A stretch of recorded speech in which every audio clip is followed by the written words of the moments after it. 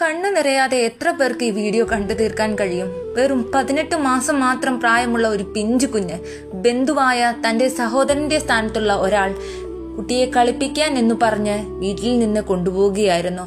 കുറച്ചു സമയത്തിന് ശേഷം അയാൾ കുട്ടിയെ തിരികെ കൊണ്ടുവന്ന് അമ്മുമ്മയുടെ കയ്യിൽ കൊടുത്തു. കുട്ടി ഉറക്കമാണെന്ന് വിശ്വസിച്ച് അമ്മുമ്മ കുട്ടിയെ കിടക്കയിൽ കിടത്തി. അപ്പോൾ കുട്ടി ബോധരഹിതയായിരുന്നു. കുറച്ചു സമയത്തിന് ശേഷം കുട്ടിയുടെ അമ്മ ഡയപ്പർ മാറ്റാൻ നോക്കിയപ്പോഴാണ് കുട്ടി രക്തത്തിൽ കുളിച്ചു കിടക്കുന്നത് കണ്ടത്. അവിടെ ആകെ മുറിഞ്ഞിരിക്കുന്നു.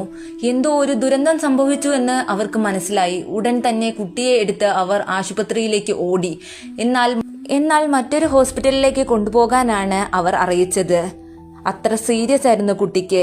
അവിടെ എത്തുമ്പോഴേക്കും ആ കുട്ടി മരിച്ചിരുന്നു. ആ 18 മാസം മാത്രം പ്രായമായ പിഞ്ചു കുഞ്ഞ് അതിക്രൂരമായി പീഡിപ്പിക്കപ്പെട്ടു. ഒരു കാര്യം എപ്പോഴും മാതാപിതാക്കൾ ഓർക്കുക, നിങ്ങൾ മാത്രമാണ് നിങ്ങളുടെ കുട്ടികളുടെ മാതാപിതാക്കൾ. മറ്റാരും അവർക്ക് ഒന്നുമല്ല.